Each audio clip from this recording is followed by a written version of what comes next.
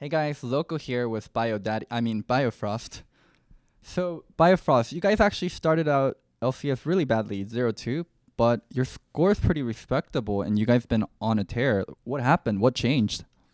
I think for the first week we had a really bad performance. We were testing out a 10-man roster, so we were putting in people left and right.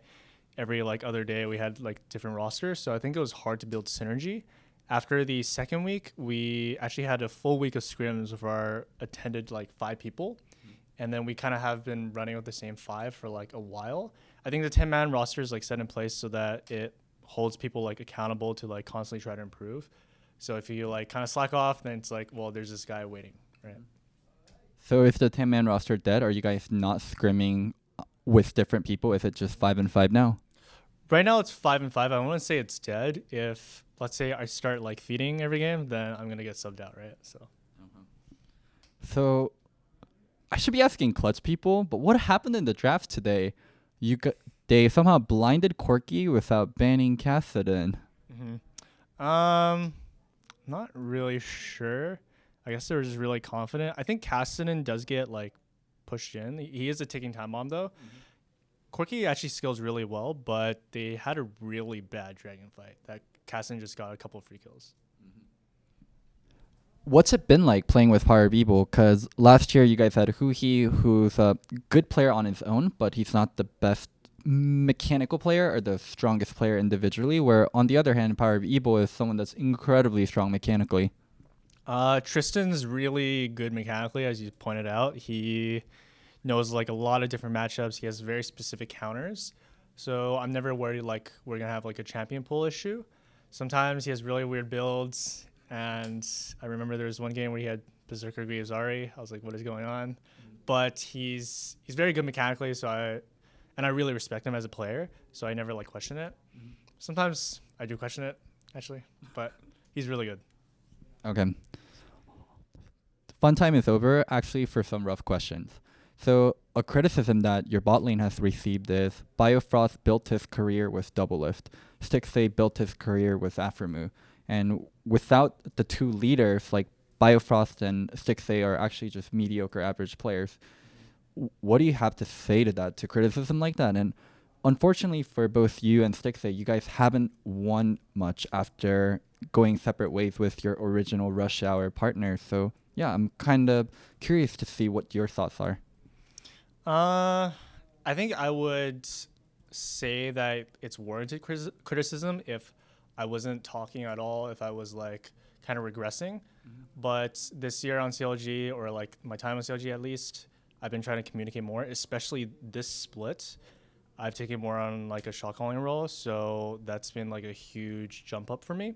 In terms of like just in-game leadership, I think that was something that I lacked before, but I think I've developed a lot of that in my time on the split so far.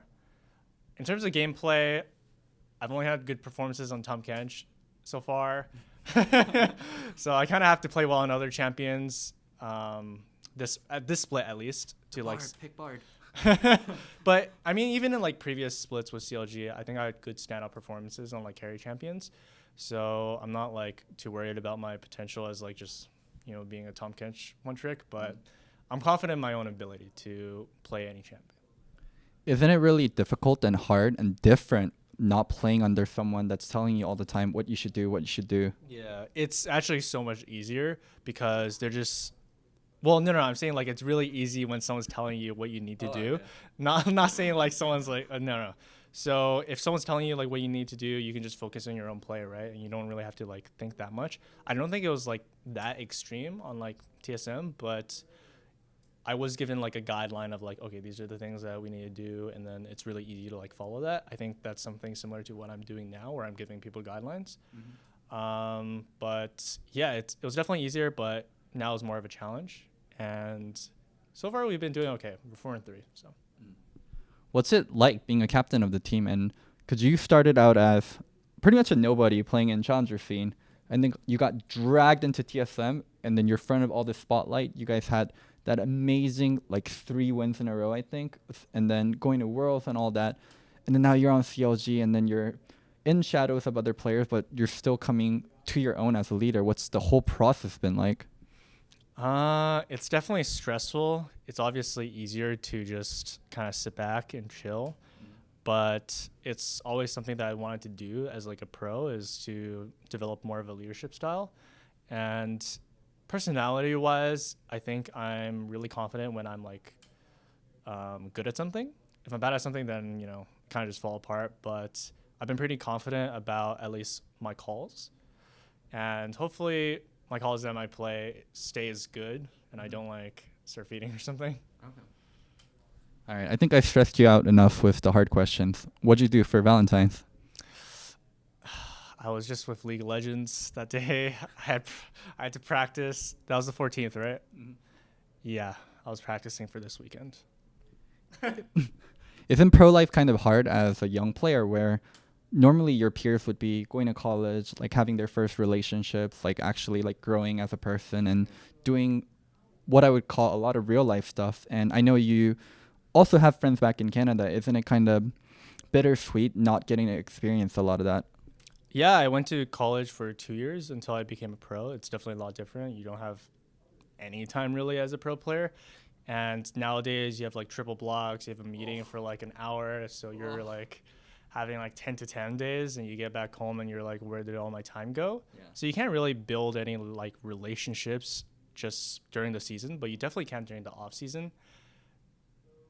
Actually, I haven't really done a lot of relationship building during the off season. I've just been like practicing still, but you definitely have time, just not during the season. So if anyone's interested, hit you up during the off season, not during on season. That's not what I said. So, okay. I have to ask you though, but it is a lot to give up, right? To not have a social life and not have like an actual life and just devote yourself fully into the game. What keeps you going? Like, what makes you still want to be a pro player? I think it's my drive as like a competitor. It's the like pursuit in trying to be the best at something, and when you have a lot of other people that share like that same passion, it can really fire you up in that competitive setting. And I think in any other job, you don't really have a scenario where you're with like four other people, like a coach, and constantly like trying to improve every day. You're getting criticized every like other second, and you're like, I hate this person, but I have to like also like this person because we're in this together. So I can't think of any job that's like that.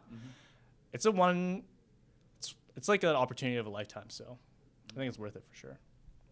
So I remember Darshan says something like, you're going to see a lot more Zion Spartan this split of him split pushing and stuff. He's been playing pretty much nothing but Zion.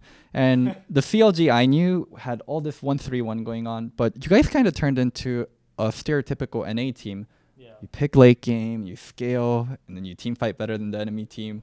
You watch them fumble with Baron.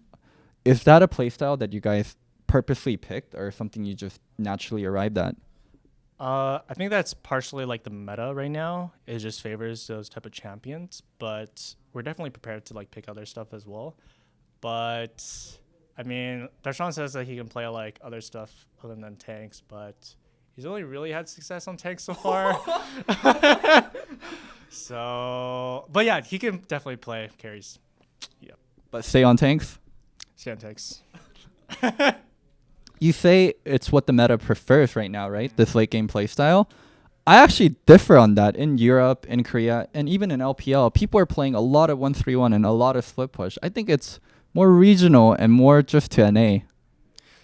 Yeah, I think the NA disease is just spreading around. We're all just picking like the same things now, but the other regions are definitely a lot more aggressive than us. I think a lot of the NA games just become like just ARAM, and I don't think the other regions kind of do that.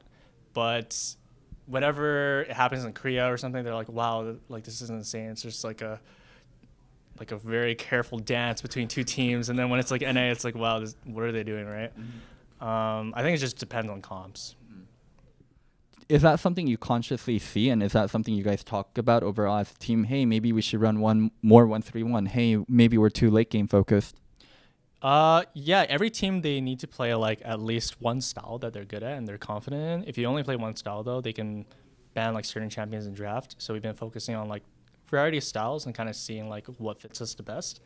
It's pretty early on in the season, so you get to test a lot of things, and even like last week against 100 Thieves, we had tested a more of an early game snowballing comp, and we ended up losing. But we're still confident in like pulling out different strategies. So even if people ban Tom Kench and Sion, there's something you guys can do? Hopefully. All right. Sorry for grilling you so much. Do you have any words to your fans, any CLG fans, people watching? It's good that we won. Let's make it a 2-0 for the rest of the weekend, and hopefully we can make it to playoffs. All right. Thank you guys so much for watching the interview. If you're interested, don't hit it up during on-season. He said off-season only. And don't forget to subscribe. Thank you so much to Low-Key Community for making this interview happen. If you guys want to support them, the link is going to be down in the bio.